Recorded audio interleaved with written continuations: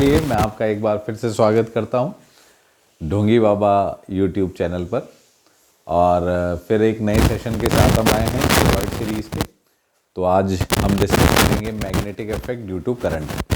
बच्चों ये भी बहुत इंपॉर्टेंट टॉपिक है और जो पहली बार के व्यूअर्स हैं उनको मैं सभी को बता देना चाहता हूँ कि ये जो सीरीज़ हम स्टार्ट किए हुए हैं स्टेरॉइड सीरीज़, इसका मुख्य उद्देश्य है कि वो बच्चे जो कि फिज़िक्स में कहीं ना कहीं वीकनेस फील कर रहे हैं और जो कमिंग नीट एग्ज़ाम है अभी 2 to 3 मंथ्स में, उसमें लग रहा है उन्हें कि भाई फिज़िक्स के कारण से उनका होता हुआ सिलेक्शन रुक जाएगा।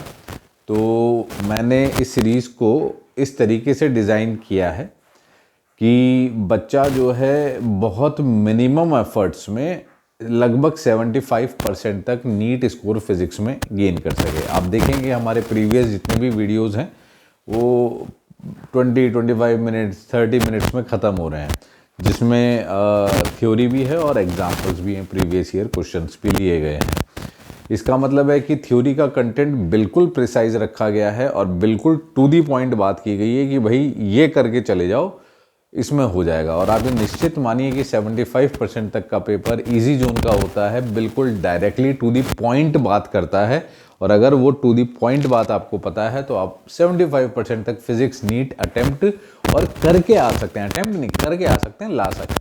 25% ऐसा भी होता है जो अच्छा होता है, जिनको आती है ऑलरेडी अच्छी है फिजिक्स, तो वो उस 25% के लिए जाएं। जिनको जो वैसे ही स्ट्रगल कर रहे हैं वो क्यों परेशान हो उनमें, है ना। वो पहले अपना वो जोन क्लियर कर लें कि भाई किसी तरीके से अगर हम 75% 80% तक भी स्कोर कर ले रहे हैं फिजिक्स में, बहुत कर लिया, बाकी बायो और केमिस्ट्री है ही संभालने के लिए, तो हम डिसेंट स्कोर तक पहुंच जाएंगे। ठीक है, चलिए जिन्होंने नहीं देखे हैं वो पुराने लेक्चर्स जरूर देखें। तो magnetic field due to a point charge, देखिए ये मूविंग चार्ज के कारण से मैग्नेटिक फील्ड है। तो इसमें कुछ बातें हैं, वो बातें जो मैं बता रहा हूँ वो ध्यान रख लो, बस ज़्यादा चिंतन में नहीं जाना है कि भाई ये कहाँ से आया, क्यों आया, कुछ नहीं। जो बताया गया, जो फॉर्मूला है, टू द पॉइंट बात याद कर लो, सीधा सीधा सवाल पूछा जाएगा। सबसे पहली चीज़ है magnetic field due to a point charge. मान लो कि कोई पॉइंट चार्ज v वेलोसिटी से जा रहा है और किसी p पॉइंट पर आपसे पूछा गया है कि भाई यहाँ पर बताइए कि मैग्नेटिक फील्ड कितनी होगी। मान लिया जाए ये r वेक्टर है, ये v वेक्टर है, ठीक है। तो फॉर्मूला होता है सिंपली ये μ0/4π v cross r upon r cube. सीधा सीधा याद होना चाहिए, कोई दुविधा नहीं, ठीक है। इसी को बायोट सेवर्ट लॉ में कन्वर्ट करते हुए, वैसे यही है बायोट सेवर्ट लॉ, पर उसे जो कहा जाता है वो इस फॉर्म से कहा जाता है due to current carrying wire. मान लिया जाए कि किसी वायर में, वो तो चार्ज था, अब इसमें वायर से पूछा गया है कि वायर में अगर आई करंट फ्लो कर रहा है तब क्या। भाई एक चीज बताओ कि वायर में करंट फ्लो कर रहा है तो फ्लो तो चार्ज ही कर रहा है ना। हाँ, तो वही बात तो वही है, बस उन्होंने क्या किया है कि यहाँ पर जो चार्ज था वहां पर फॉर्मूला क्या लिखा हुआ था, v क्रॉस r। ध्यान से समझना, ऊपर फॉर्मूला था v क्रॉस r, तो उन्होंने वेलोसिटी की जगह q इंटू वेलोसिटी की जगह i इंटू डी एल लिख दिया है। समझ में आ रही है बात। i क्या होता है, i होता है q बाई टी। अपने आप सोच सकते हैं अपन कि ये जो i डी एल लिखा है, i डी एल है क्या, ये i को अपन लिखते हैं q बाई टी और डी एल है डी एल मतलब लेंथ, इतनी छोटी सी लेंथ, तो dl बाई टी वेलोसिटी तो है, यानी ये वही फॉर्मूला तो है जो ऊपर लिखा था, उसी को ऐसे लिख दिया गया है। फिर भी आपको डायरेक्टली इस फॉर्म में याद रखना है।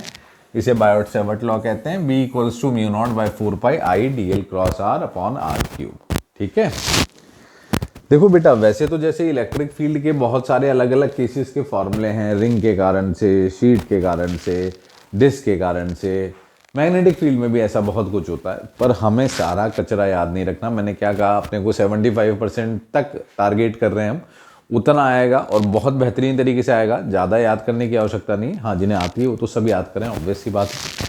पर अभी हमारी जो जोन है वो है स्टेरॉइड, हमें तो बाईपास करके सीधा वहाँ पहुँचना है। तो उसके लिए जो चीज़ें बता रहा हूँ उतना ध्यान रखना बस। एक तो due to infinite wire, infinite wire के कारण से अगर r दूरी पर आपसे मैग्नेटिक फील्ड पूछी जाए कि यहाँ से r दूरी पर मैग्नेटिक फील्ड कितनी है, तो वो होती है b equals to μ0I/2πr। Infinite दोनों तरफ से, ऊपर भी इंफिनिटी तक जा रहा है और नीचे भी इंफिनिटी तक जा रहा है। ध्यान रखें, सीधा सीधा फॉर्मूला। कई बार क्या होता है, सेमी इनफाइनाइट वायर होता है, दिस इज सेमी इनफाइनाइट। तो सेमी इनफाइनाइट का मतलब ये है कि ऊपर तो इन्फिनिटी तक जा रहा है, पर यहां पर ये खत्म हो रहा है, और इसी के जस्ट सामने पॉइंट है पी आर दूरी पर। इस पर पूछा जाता है, तो इस पर होता है mu naught I bye 4πr। ठीक है। और डायरेक्शन कैसे पता करते हैं मैग्नेटिक फील्ड का, देखो राइट हैंड थंब रूल, मतलब क्या है, रूल क्या है, करंट के डायरेक्शन में थंब को करिए और जिधर पॉइंट है उस पॉइंट पे फिंगर पॉइंट करिए। जो हथेली का, पाम रूल भी कहते हैं इसे, जो हथेली का डायरेक्शन होता है, that direction is direction of magnetic field. अब जैसे यहां देख रहे हैं कि दिस इज करंट हेयर, और हमने अंगूठा यूं किया और पॉइंट, उंगलियों को पॉइंट किया बी की तरफ, इस पॉइंट की तरफ, तो हथेली मेरी किस तरफ पॉइंट कर रही है, इनवर्ड्स, अंदर ना प्लेन के, तो क्रॉस बना देते हैं। क्रॉस का मतलब होता है अंदर की तरफ, इनसाइड दी प्लेन। ठीक है।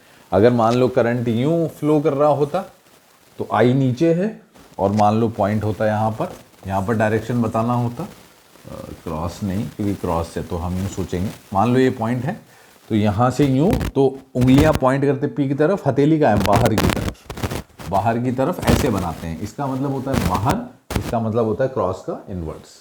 ठीक है, ध्यान रखने वाली बात है, इसे पाम रूल कहा जाता है। सर्कुलर लूप के कारण से याद होना चाहिए फॉर्मूला। मान लो एक सर्कुलर लूप है, इसमें आई करंट फ्लो कर रहा है इस तरीके से, ठीक है, और इसके सेंटर पे आपसे पूछा है कि मैग्नेटिक फील्ड बताइए। सिंपल फॉर्मूला होता है mu naught I by 2r, r is radius of the circle. और डायरेक्शन क्या होता है, हथेली घुमाइए लाइक दिस, कर्ल, इस तरीके से, जैसे करंट के डायरेक्शन में यूं घुमाइए हाथ को, और ये जो थंब जिस डायरेक्शन में जा रहा है, that is the direction of magnetic field. तो जैसे यहां पर है, तो यहां पर बाहर की तरफ जा रहा है ना, तो बाहर।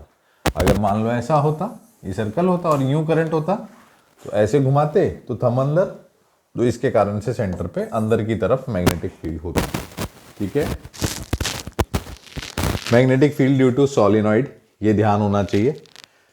मान लिया जाए कोई सोलिनॉइड है, सोलिनॉइड समझते हैं हम क्या होता है भाई, इस तरीके से जो कर्ल होते हैं ना, ऐसे वायर को मैंने बहुत सारे कर्ल्स बना दिए, तो इस तरीके का एक स्ट्रक्चर जो बनता है उसे हम सोलिनॉइड कहते हैं। और इसमें करंट फ्लो करते हैं वायर में, तो करंट ऐसे ऐसे सर्कुलर घूम घूम के निकलता है बाहर। ठीक है। मान लो ये आपने सोलिनॉइड बनाया, अब इसके किसी भी पॉइंट पर आपको निकालना है मैग्नेटिक फील्ड। ये मान लो कि इसका ये वाला एंड जो है वो एंगल बना रहा है θ1, ये जो एंगल है ये है θ1, और इधर वाला एंड जो है वो इधर से एंगल बना रहा है बीटा। क्या बना रहा है, बीटा। सिंपल सा फॉर्मूला होता है, याद कर लो, mu naught ni/2 cos θ1 plus cos beta, cos θ1 plus cos beta. और ध्यान रखें कि भाई ये जो है मैग्नेटिक फील्ड का डायरेक्शन ये है, यानी कि करंट इस तरीके से फ्लो हो रहा है, यूं फ्लो होगा तभी तो मैग्नेटिक फील्ड इधर होगी। ठीक है। तो मैग्नेटिक फील्ड इतनी आएगी सेंटर पे। इसमें एक चीज याद रखनी है, एक टर्म यूज होता है जो कई बार सवालों में बोला जाता है, वो कई बार सवालों में कहता है कि लॉन्ग सोलिनॉइड है, लॉन्ग सोलिनॉइड, और उसका रेडियस बहुत कम होता है, मिलीमीटर्स में बहुत छोटा दिखाएगा, इसे बोलते हैं आइडियल सोलिनॉइड। क्या बोलते हैं, आइडियल सोलिनॉइड। जब भी क्वेश्चन लॉन्ग सोलिनॉइड बोले तो समझ जाओ वो आइडियल सोलिनॉइड की बात कर रहा है। और आइडियल सोलिनॉइड के लिए क्या होता है कि भाई इधर, क्योंकि ये बहुत लंबा हो गया ना, तो इधर से θ1 भी 0 को अप्रोच करता है और इधर से बीटा भी 0 को अप्रोच करता है, तो दोनों 0 0 हो जाते हैं, तो cos 0 1 होता है, तो 1 + 1 2, तो 2 2 कट के म्यू नॉट ni आती है। डायरेक्ट याद रखें, लॉन्ग सोलिनॉइड या आइडियल सोलिनॉइड के लिए मैग्नेटिक फील्ड होती है म्यू नॉट ni। हाँ, और इसमें एक बात और ध्यान रखनी है, सोलिनॉइड मतलब अगर आपसे यहाँ पर पूछा जाए इस एंड पर, तो इस एंड पर अगर पूछें तो एक एंगल तो जो है θ1 वो तो 0 हो रहा है, पर जो बीटा है वो 90 डिग्री पर है ना, तो बीटा 90 डिग्री पर होगा, यानी 0 cos 0, और ये 1 बचेगा, यानी at end points it will be mu naught n/2। ये चीज ध्यान रखें, at end points long solenoid में जो मैग्नेटिक फील्ड होती है वो म्यू नॉट ni/2 होती है। तो आप तो सिंपल सी दो बात ध्यान रखो, अगर इन बिटवीन सोलिनॉइड पूछे तो म्यू नॉट ni, और अगर एट एंड पॉइंट्स पूछे तो आधी म्यू नॉट ni/2। बस, और कुछ नहीं। फिर नेक्स्ट होती है एक एम्पियर सर्किटल लॉ बच्चों। एम्पियर सर्किटल लॉ याद है कुछ क्या होती है? जैसे गॉस लॉ होती थी ना, वैसे ही इसमें क्या होता है कि भाई मान लो कहीं पर भी कुछ करंट जा रहा है वायर्स में ना, जैसे वायर ही बना लेते हैं, जैसे I1 I2 I3 कुछ है ना। तो अपन क्या करते हैं, एक क्लोज्ड लाइन इंटीग्रल बोलते हैं इसे वैसे तो, यहाँ फिर यहाँ पर अपन एम्पियर लूप बोल देंगे इसे। एक ऐसा लूप बना देते हैं, ये इमेजिनरी लूप होता है, और इस इमेजिनरी लूप के अंदर ये कुछ करंट है जो इसी के अंदर है, ये है ना। तो एम्पियर सर्किटल लॉ कहती है कि जो इस पर यहाँ पर जो मैग्नेटिक फील्ड होगा B, वो इस रिलेशन को सेटिस्फाई करेगा, B.dl is equals to mu naught I in. जैसे वहाँ पर इलेक्ट्रिक फ्लक्स था, है ना, उसी तरीके से यहाँ पर ये B.dl आ गया। वहाँ पर क्या था, E.ds, है ना, Q in by epsilon not था वहाँ पर, Q इन चार्ज। यहाँ पर करंट अंदर कितना है, और यहाँ पर आप जैसे कि देख सकते हैं, मान लो ये वाला डायरेक्शन आपने पॉजिटिव लिया है ऊपर वाला, तो इनसाइड करंट कैसे लिखेंगे, I1 plus I3 minus I2। जो नीचे जा रहा है वो अपोजिट डायरेक्शन में, तो ये टोटल I इन बस यहाँ डालना है, और सिमेट्रिकल शेप्स के लिए वर्क करता है ये, और सीधा सीधा सॉल्व कर देना है। समझ में आई बात? बस इतना ध्यान रखना है, ज़्यादा परेशान होने वाली बात नहीं है। अब इस पे अगली बात होती है magnetic force on moving charge. भाई कोई भी चार्ज मूव कर रहा है किसी भी मैग्नेटिक फील्ड में बी में, तो उस पर हमेशा याद रखो जो फोर्स लगता है वो लगता है Q V cross B. Q V cross B. भाई कहीं पर भी कोई भी मैग्नेटिक चार्ज है या फील्ड है, जैसे क्रॉस से मैंने फील्ड बना दी कि इस रीजन में क्रॉस का मतलब है अंदर की तरफ, और यहाँ पर एक चार्ज है क्यू, इसे मैंने वी वेलोसिटी से अंदर भेजा, तो मैंने पूछा कि किधर की तरफ घूमेगा, तो आप जानते हैं formula Q V cross B है, तो वेलोसिटी का डायरेक्शन है इधर, मैग्नेटिक फील्ड का डायरेक्शन है इधर, तो वी क्रॉस बी, थंब किधर, ऊपर की तरफ, इसका मतलब है ऊपर की तरफ फोर्स लगेगा, तो ऊपर की तरफ फोर्स लगेगा तो ये ऊपर डेविएट हो जाएगा। पर यहाँ पर सावधान रहना, अगर मान लो उसने क्वेश्चन ने कहा ये इलेक्ट्रॉन है, फिर पूछा कि किधर डेविएट होगा, तो क्या होता है बच्चा ध्यान नहीं देता और वो यही करके ऊपर बना देता है। Electron is a negatively charge particle, तो नेगेटिव चार्ज होने के कारण से उस पर अपोजिट डायरेक्शन हो जाएगा। ये पॉजिटिव चार्ज के लिए ना, तो अगर यहाँ नेगेटिव चार्ज होता तो नीचे चला जाता, ठीक है, अपोजिट नेगेटिव चार्ज के लिए जाता। Now next is motion of charge in uniform magnetic field. हाँ बेटा, इस पर भी काफ़ी सवाल पूछे आते हैं, तो इसे ध्यान से समझ लेना। जैसे कि मान लो कि किसी रीजन में मैग्नेटिक फील्ड है बी और कोई चार्ज है क्यू वी वेलोसिटी से जा रहा है, अंदर गया। अभी अभी हमने देखा कि इस पे जो फोर्स लगेगा वो लगेगा क्यू वी क्रॉस बी, है ना, और v का डायरेक्शन क्या है, v का डायरेक्शन इधर है, b का डायरेक्शन क्या है, वो अंदर की तरफ है, तो v क्रॉस बी यानी ऊपर की तरफ लग रहा है ना। अब जैसे ही ये अंदर जाएगा ऊपर की तरफ उठेगा, तो अब वेलोसिटी इस डायरेक्शन में हो जाएगी। अब v इधर है, b अंदर है, v क्रॉस बी फिर इधर की तरफ, यानी देखो यहाँ पर जो फोर्स लग रहा था वो इधर की तरफ था, इधर फोर्स आया इधर की तरफ, यानी ये फिर घूमना शुरू कर देगा। तो ये जो घूमता है ना, ये अंदर ही अंदर एक सर्कुलर मोशन पे घूमता है। अब ये सर्कुलर मोशन क्यों है? क्योंकि force is always perpendicular towards the motion. ऐसा सिर्फ सर्कुलर मोशन में होता है कि मोशन ऑफ पार्टिकल के परपेंडिकुलर फोर्स लगता है, तो इसीलिए ये सर्कुलर मोशन में घूमेगा।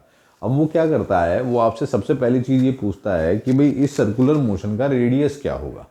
बहुत ईजी है, एनएलएम से बता सकते हैं। कैसे? वैसे तो फॉर्मूले याद हो जाने चाहिए, पर अगर ना भी याद हो तो इतना समय निकालने में भी नहीं लगता। हम जानते हैं फोर्स लग रहा है Q V B, V cross B है, दोनों में 90 डिग्री है वेलोसिटी और बी में, तो क्रॉस हट गया। Q V B and it is equals to, circular motion की थ्योरी याद करो, force is equals to M V square by R. तो ये आ गया M V square by R, तो ये v और v कट जाएगा यहाँ से, तो यहाँ से r को इधर ले जाओ, तो r आ गया M V by Q B. This will be the radius of this circular path. इस सर्कुलर पाथ का रेडियस हो गया। ये हो गया बेटा। और क्या क्या पूछ लेता है? पूछ लेता है टाइम बता दो, फ्रीक्वेंसी बता दो।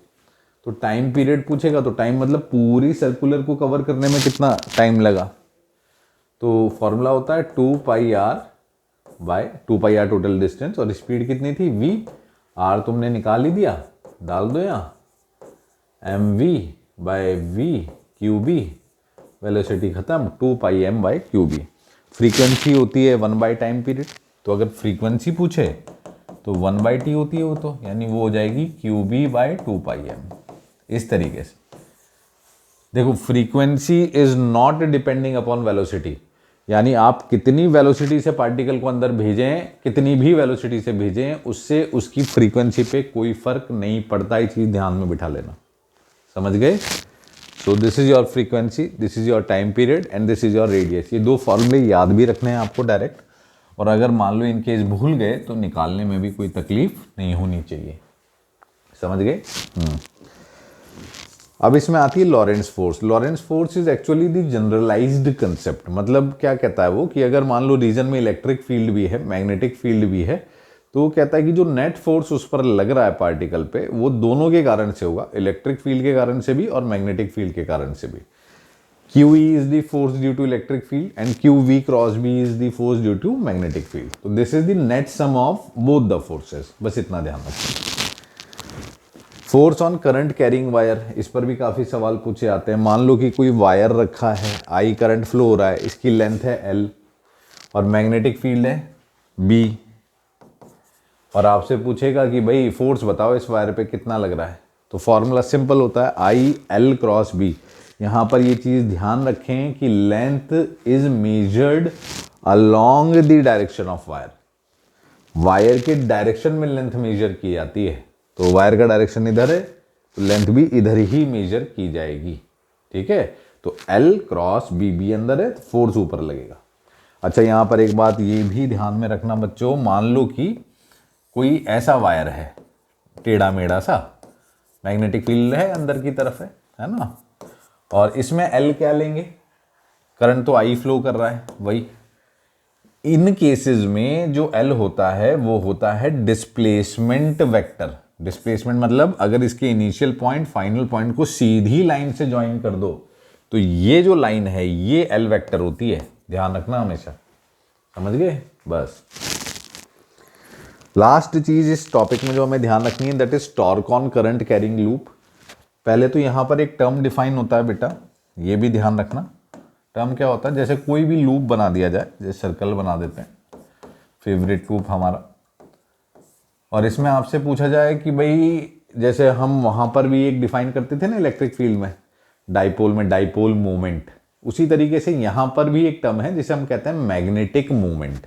मैग्नेटिक मूवमेंट का फॉर्मूला होता है करंट कैरिंग लूप के लिए I इंटू ए, ध्यान रखेंगे। This is magnetic movement and the formula is I into A. I is current, A is area vector.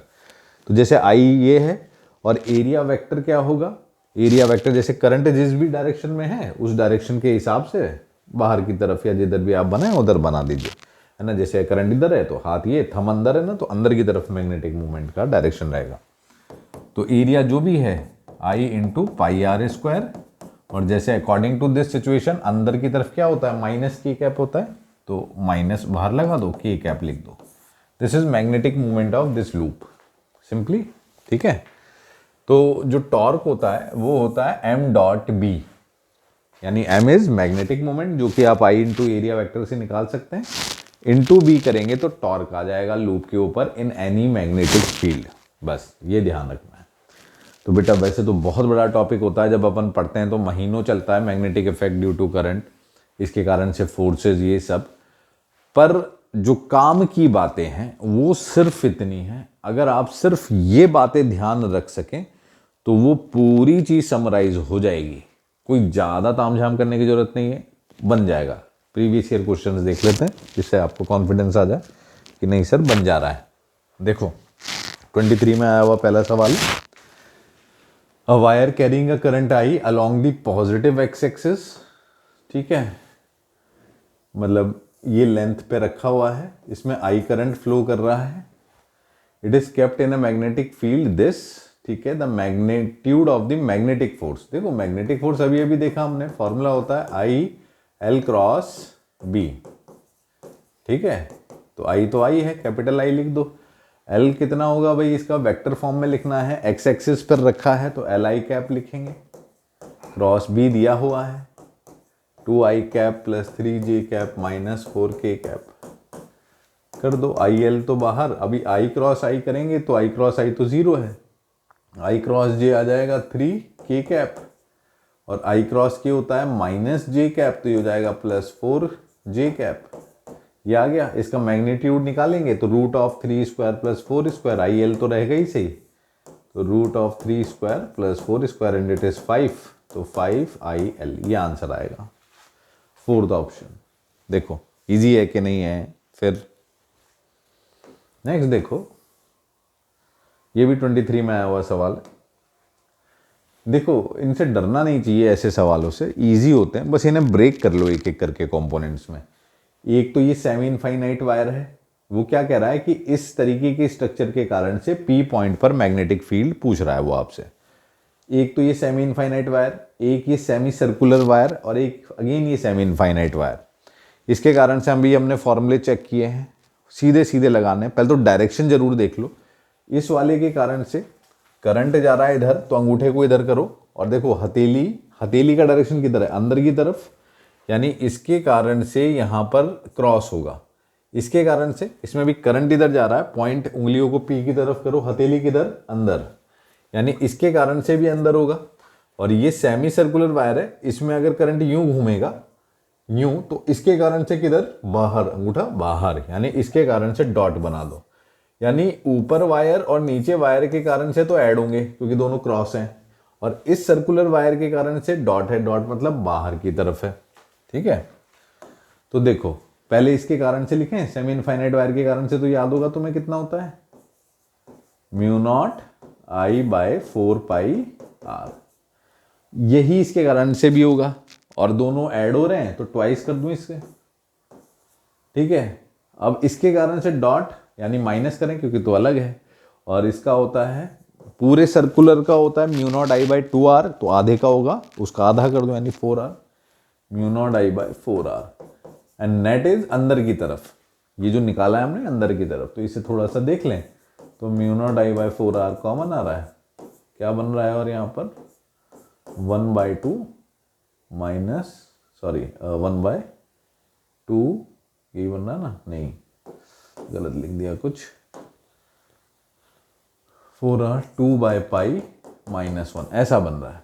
ठीक है, अंदर, क्रॉस का मतलब होता है अंदर की तरफ, नेट अंदर की तरफ। तो अगर हम यहाँ पर देखें तो ये कह रहा है mu naught I by 4r 1 अच्छा इन्होंने 1 - 2π के हिसाब से लिखा है, तो अगर आप इसे ऐसे बदल देंगे तो mu naught I by 4r 1 - 2/π, ये डायरेक्शन चेंज कर दो फिर बाहर की तरफ, ये रहा fourth option, mu naught I by 4r 1 - 2π pointed away from the page.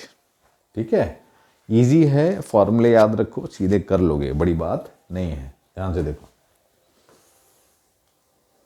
Next क्या पूछ रहा है, ये भी 23 में आया हुआ सवाल है, और a long straight wire of length 2 meter and mass 250 gram is suspended horizontally in a uniform horizontal magnetic field of this। देखो वो कह रहा है कि एक वायर है, उसकी लेंथ मास उसने दिया हुआ है, मैग्नेटिक फील्ड दी हुई है, उसने कहा कि सस्पेंडेड है। सस्पेंडेड मतलब ऐसे छोड़ दिया तुमने उसे तो वो वहीं का वहीं है। अब आप सीधी सी बात है, इसमें फोर्स कौन कौन से लग रहे हैं, दो ही हैं, एक तो मास दिया हुआ है यानी mg लग रहा होगा, और मैग्नेटिक फील्ड के कारण से इस पे अगर ये सस्पेंडेड है तो वो फोर्स ऊपर mg को बैलेंस कर रहा होगा, नहीं तो ये सस्पेंडेड होता ही नहीं। यानी आप सिंपली इस केस में mg को लिखेंगे ILB के बराबर, तभी ये हो पाएगा। ठीक है, तो m कितना है यहाँ पर लिख लो, 0.25 किलोग्राम में कन्वर्ट कर लो, g को 10 लिख लो, I कितना दिया है भाई, करंट तो पूछा ही है शायद, है ना, हाँ I, लेंथ कितनी दी है 2, मैग्नेटिक फील्ड 0.7 टेस्ला, I निकाल दो, बात खत्म। थोड़ा सा दिमाग लगाएंगे फटाफट निकालेंगे, ज़्यादा समय नहीं, और होता ही नहीं कुछ सवालों में। देखो नेक्स्ट देखो, uniform electric field and uniform, ये भी 23 में आए हुई सवाल में, uniform electric field and magnetic field are acting along the same direction in a certain region if an electron is projected in the region such that velocity, देखो वो कह रहा है कि एक इलेक्ट्रिक फील्ड है और मैग्नेटिक फील्ड है, दोनों ही सेम डायरेक्शंस में लग रहे हैं। ठीक है, उसने कहा कि एक इलेक्ट्रॉन को उसी डायरेक्शन में वेलोसिटी दी गई। देखो सबसे पहली बात तो मैग्नेटिक फील्ड के डायरेक्शन में अगर वेलोसिटी है तो हम जानते हैं मैग्नेटिक फोर्स जो लगता है वो होता है क्यू वी क्रॉस बी। तो अगर वी और बी सेम डायरेक्शन में है तो जीरो एंगल हो जाएगा, यानी फोर्स ही नहीं लगेगा। तो मैग्नेटिक फोर्स तो है नहीं, यानी मैग्नेटिक फील्ड के कारण से तो कोई फोर्स है नहीं, सिर्फ इलेक्ट्रिक फील्ड के कारण से होगा जो कि क्यू ई होता है। पर अब यहाँ ये समझना होगा कि इलेक्ट्रॉन नेगेटिवली चार्ज पार्टिकल है तो इस पर क्यू ई अपोजिट डायरेक्शन में लगेगा, इलेक्ट्रिक फील्ड के अपोजिट, यानी इसकी स्पीड डिक्रीज होगी समय के साथ, स्पीड विल डिक्रीज। सिंपल, समझे? देखो नेक्स्ट, देखो ये 22 में आया हुआ सवाल है। A long solenoid of radius 1 millimeter has 100 turns per millimeter. If 1 ampere current flows in the solenoid, the magnetic field strength at the center. देखो जब भी उसने लॉन्ग सोलिनॉइड बोल दिया, समझ जाओ आइडियल सोलिनॉइड है, और बीच में बोला एंड पॉइंट नहीं बोला, तो सिंपली एक फॉर्मूला हो जाएगा म्यू नॉट एन आई, बात खत्म। म्यू नॉट की वैल्यू होती है 4 पाई इंटू 10 की पावर -7, एन जो है 100 टर्न्स पर मिलीमीटर, तो इसे 1000 से मल्टीप्लाई करके पर मीटर जरूर कर लेना, क्योंकि बच्चा यहीं गलती करता है और वो यहीं पकड़ लेते हैं। और आई तो 1 है ही सही, तो ये लगभग आपका बैठ रहा है 12.5 इंटू 10 की पावर -2, है ना, ये आ गया थर्ड ऑप्शन, खत्म। ठीक है, देखो बच्चों मैं बार बार वीडियोस में एक ही बात कह रहा हूँ और इतना कॉन्फिडेंस दिलाने की कोशिश कर रहा हूँ कि अगर इतना कर लोगे ना जितना बता दिया, इससे तुम 75% से ज़्यादा सवाल बना सकते हो, पर बस इतने को ग्रिप में कर लेना। समझे क्या बोल रहे हैं? From ampere circuital law for a long straight wire of circular cross section carrying a study current, the variation of the magnetic field in the inside and outside region. देखो बच्चों ये वाला केस है, ये वैसे तो जब अपन पूरी फिजिक्स पढ़ते हैं, मतलब अभी तो जैसे अपन ने सिर्फ इंपॉर्टेंट सेक्शंस किए, तो उसमें ये एक सिलेंड्रिकल वायर का रीजन डिस्कस करते हैं, तो ये वही है, डायरेक्ट थ्योरी याद होती है वैसे हमें, इसकी निकाल भी सकते हैं पर निकालने का समय नहीं होता वहाँ पर। तो बस ये चीज़ अपने थोड़ा सा दिमाग में बिठा लेना कि अगर मान लो किसी भी सिलेंड्रिकल या सिलेंडर के लिए ये चीज़ बात की जाए, ठीक है, सॉलिड सिलेंडर है, तो जब तक पॉइंट उसके अंदर है, ठीक है, ये अगर आर अंदर है पॉइंट इसके, तो मैग्नेटिक फील्ड बढ़ती है लीनियरली। इसका एक ग्राफ होता है, ऐसे इंक्रीज करती है डायरेक्ट जब तक आर कैपिटल आर के बराबर है, इसका रेडियस मान लो आर है, और इसके बाद ये डिक्रीज करती है लाइक दिस एक्सपोनेंशियली 1/r के प्रोपोर्शनल होती है। ये याद रखने वाला कंसेप्ट है कि बाहर जाएंगे तो डिक्रीज करेगी मैग्नेटिक फील्ड और अंदर रहेंगे तो इंक्रीज करेगी टिल कैपिटल आर तक। समझे क्या? इतना ध्यान रख लो। चाहते तो इस सवाल को छोड़ सकते थे क्योंकि ये उतने इंपॉर्टेंट सेक्शन में नहीं आता। हाँ, जो बच्चे हम जब अच्छी सारी पढ़ाई करते हैं तो हम इसे करते हैं, फिर भी ये याद रखने वाली बात भी है ना, मतलब मैंने बताई नहीं उसमें, पर यहाँ बता दे रहा हूँ। इसे ग्राफ को अगर याद रख सको तो वैसे भी एक कंसेप्ट को दिमाग में बिठा के रख सको तो याद कर लो, निकाल के भी दे सकते हैं पर ज़रूरत नहीं है ना। तो इसका आंसर फोर्थ ऑप्शन है, a linearly increasing function of distance r up to the boundary of the wire and then decreasing one with 1/r dependence for the outside region. ठीक है, नेक्स्ट क्या है देखें, the ratio of the radii of two circular coils. देखो दो circular coils दिए हैं उसने और उनके रेडियस का, एक R1 है एक R2 है, अलग अलग हो सकती है, मैंने कॉन्सेंट्रिक बना दिए, ऐसे कोई जरूरी नहीं है अलग अलग बना देना। तो the ratio of currents in the respective coil, मान लो इसमें I1 है इसमें I2 है ना, such that the same magnetic moment.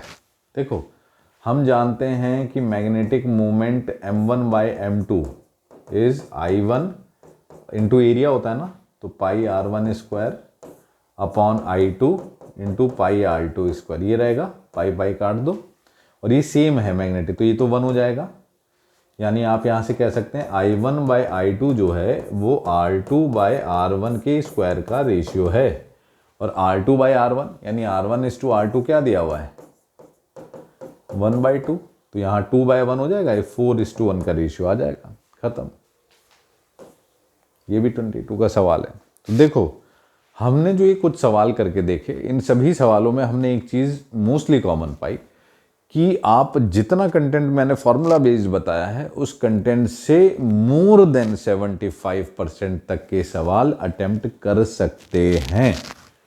विश्वास करना बच्चों, और इन्हीं कंसेप्ट पर प्रीवियस ईयर क्वेश्चंस लगाते रहो और उन्हीं को रिवाइज करो। ज़्यादा नए नए सवाल लगाने से कंसेप्ट मतलब आप यूँ देखो, आईआईटी की पढ़ाई अलग तरीके से होती है ना, तो कंसेप्ट मर्ज मत करना। आईआईटी में हम यूँ कहते हैं पढ़ाते समय कि भाई जब इंजीनियरिंग साइड पढ़ाते हैं तो कि अलग करो सवाल, नए नए बनाओ, है ना।